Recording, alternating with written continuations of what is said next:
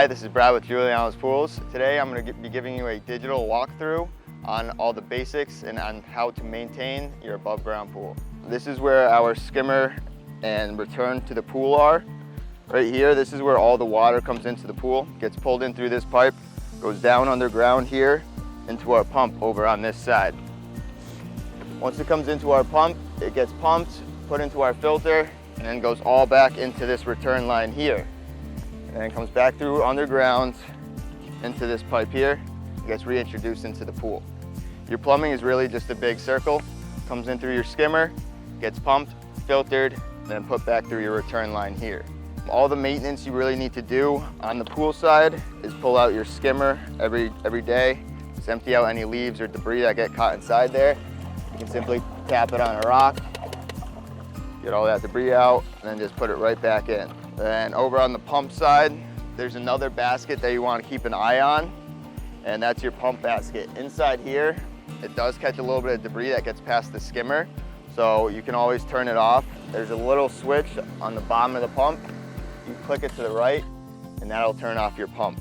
Anytime you turn off your pump and do any sort of work to it, you want to make sure to close the two valves on your system, one on the intake side and one on the return side. The reason we do that is because everything here is below water level in the pool, so when you open it up, it'll all want to pour out of the pool. So by closing those valves, it stops the water from coming out. And then you can open up your pump lid by twisting it and pulling it off. And there's a little bit of debris that gets caught up in there. You can also just tap that out on a rock and put your basket back in. When you put your basket in, you want to keep in mind that this hole right here lines up with the pipe in front.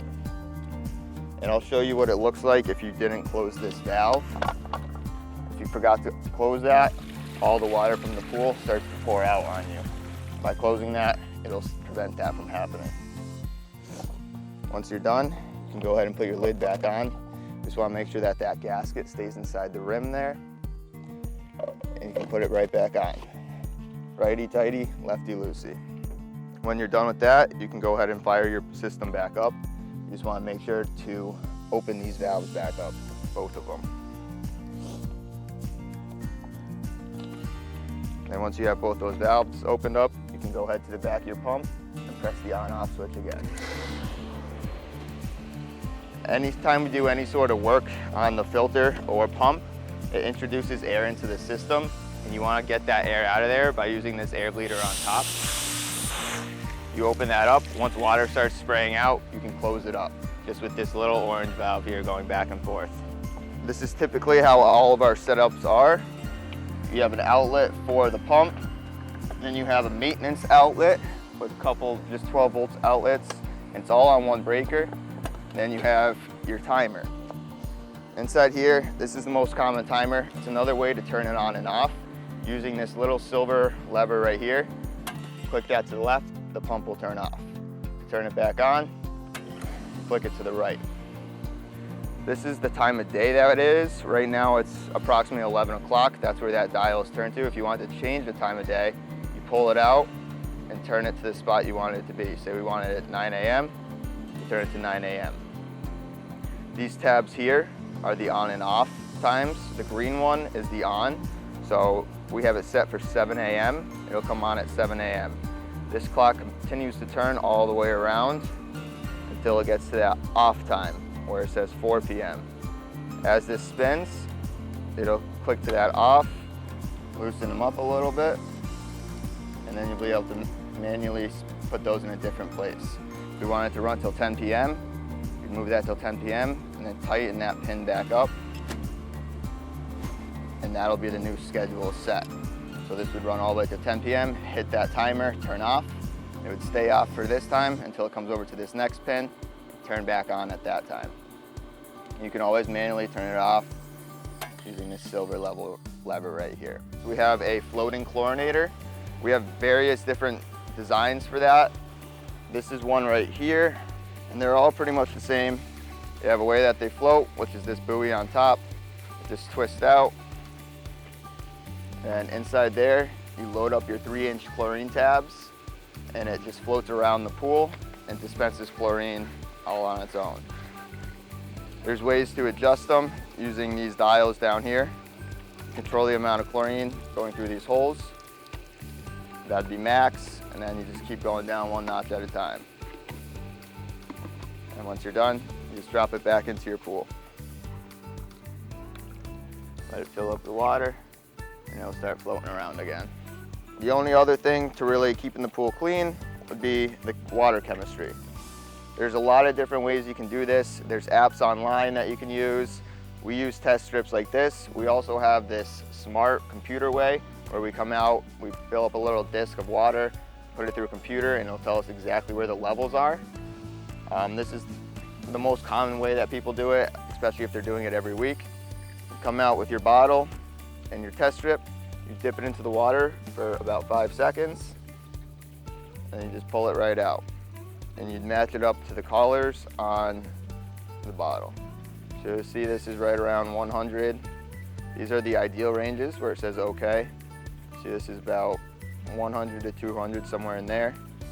Chlorine is exactly where it should be, 1 to 5. And 1 to 5 there too. Your pH is right where it should be, probably a 7.4. Alkalinity is a little bit high, but nothing to be concerned about. And then your stabilizer is exactly where it should be, about a 60. Rule of thumb is 10 pounds of alkalinity in 10,000 gallons will bring up that body of water 10 parts per million. And parts per million is the measurement we're using. It's particles per million in water. Once you have that ratio down, the 10 to 10 to 10, you'll be able to multiply, say your pool is 20,000 gallons, knowing that if we put 10 pounds in there, it would only bring it up 5 parts per million. So if we wanted to adjust that alkalinity, say bring it up 20 parts per million, knowing 5 pounds or 10 pounds in 20,000 gallons brings it up 5 parts per million, we would have to put 40 pounds in there and multiply it to get that desired number. And that goes with all the chemicals on here. Calcium, chlorine is a little bit different. You're using your chlorinator, the floating chlorinator, and then we also recommend adding a couple gallons of shock every week. Liquid chlorine is the best, but you can also do powdered shock and so on. After chlorine, you have your pH.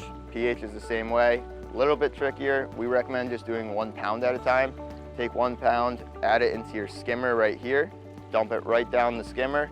It'll all go into your pump and filter, get dissolved inside there. Once you put your 1 pound in, you can test it a couple hours later, see where it's at. If it still needs a little bit more, add another pound. After that, you'll have your alkalinity, and we went over that 10 pounds. Alkalinity can be thrown directly into the pool water. It'll go into the water, it'll dissolve very quickly. It's very fine powder. It'll dissolve in the water in seconds. Cyanuric acid is like a conditioner for your chlorine. If you're ever having trouble keeping chlorine in your pool, you add cyanuric acid, and that just kind of fights off the UV rays and helps maintain that chlorine level in the pool. That also gets added down the skimmer. We recommend doing that with most chemicals. A lot of times you don't necessarily need to, but just to prevent any damage from the filter, the pump, or anything like that, anything that has any sort of granular size to it, dissolve it in a bucket and pour it down the skimmer. So this here is the skimmer door. This helps to get a better current throughout the pool. It helps to suck in all that debris floating on the surface. To install this, it's got these 2 little levers right here. You kind of want to just pull in on those, give them a little bit of room. Start low, push it into the slots. There's 2 little holes in the skimmer for it. Just sits right inside there, and then this kind of just floats. And when the pump turns on, it'll create a current, allowing all that debris to get caught inside there. Also, when the pump turns off, this will float up and prevent any of this debris floating back into the pool, in turn keeping the pool cleaner. And this is the lid for it. To put this on, just line it up with the 2 notches, slide it to the right. Anytime you notice that the pool starts to run a little bit weird, it's getting a little bit cloudy, the pump's got a lot of air inside of it, it's probably because the filter inside here is getting dirty. And we recommend cleaning this every 2 to 4 weeks. If the water is dirty, maybe it's green or cloudy, it'll probably have to be done more often. This is really the most important part to keeping your pool clean. this and making sure you have a chlorine level inside your pool. So anytime you feel this needs to be cleaned, it's a good time to break it down and clean it. And to do so, you would start by turning off your pump and always close these valves anytime you do any sort of work to it. Close that one and close this one. That prevents the water from pouring out of the pool and continuously just pouring out. When you're ready to break it down, you want to drain your filter using this plug over on this side. And I always recommend using an extra above ground hose if you have one. And just put this right inside of here as you pull that plug out.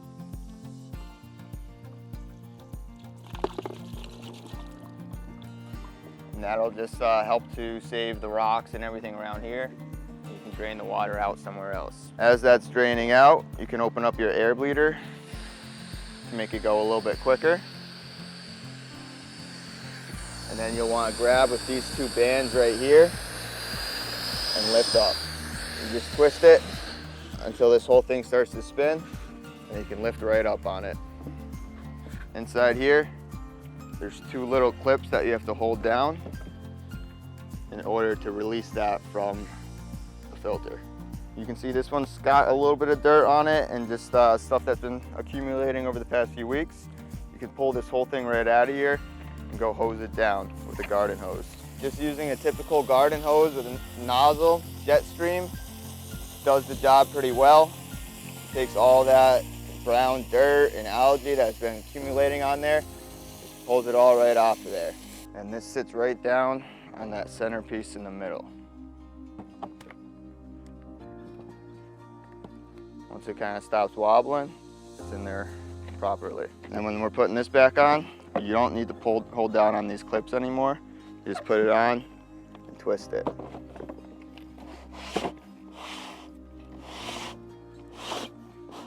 Once you hear these click into place, that's when you know it's tight enough.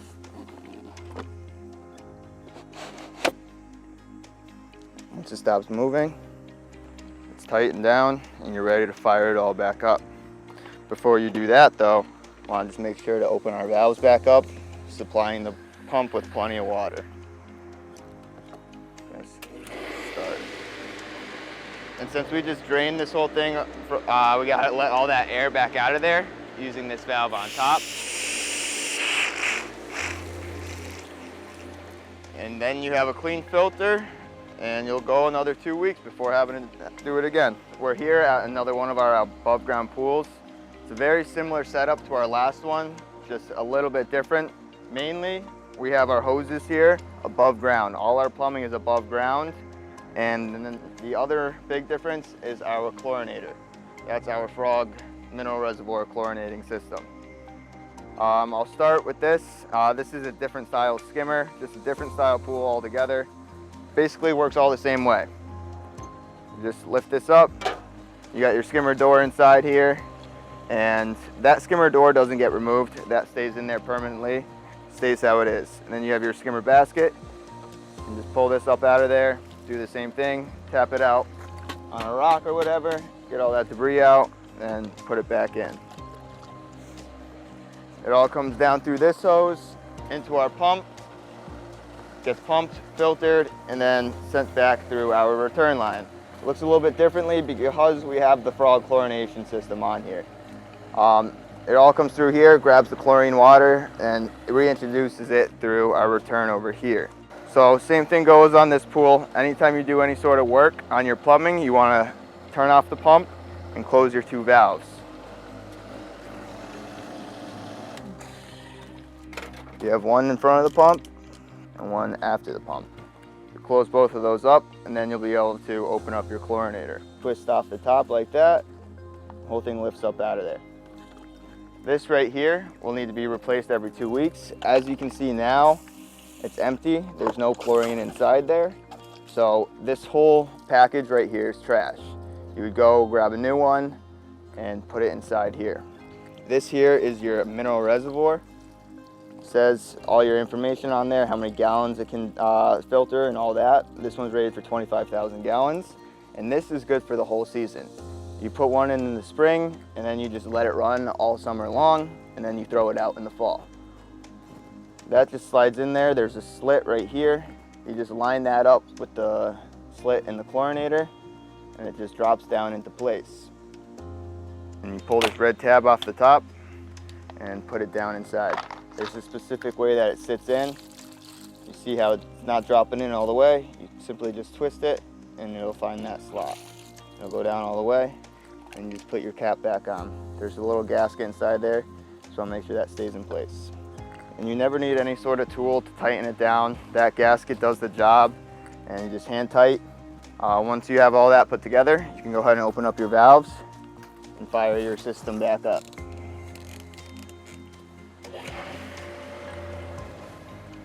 On the side here, you have a dial that can control the amount of chlorine output in the pool.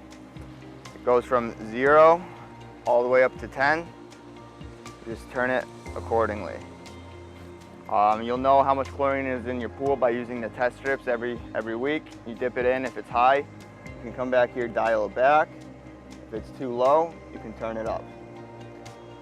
Typically, it's anywhere between 2 and 4. That usually is a good amount of chlorine being put into the pool. This is the return. All the water comes back through this hose right here, but inside this fitting, there's actually a light integrated into your return. So if you have this option, you just follow the cord, press this black button, and that turns on the light. Then to turn it off, just press it once, and that'll turn it off. With your return, you also have the option to adjust the direction of the water flow. And simply just by grabbing this whole valve right here and pointing that up or down, you'll see how it directs the water more towards the surface or more down towards the floor. We recommend having it just hitting the surface just a little bit to keep that water moving in a circle, and it pushes everything into the middle of the pool, making it easier to vacuum. And it also allows all the debris floating on the surface to get caught in the skimmer. So that's very important to know, being able to turn that return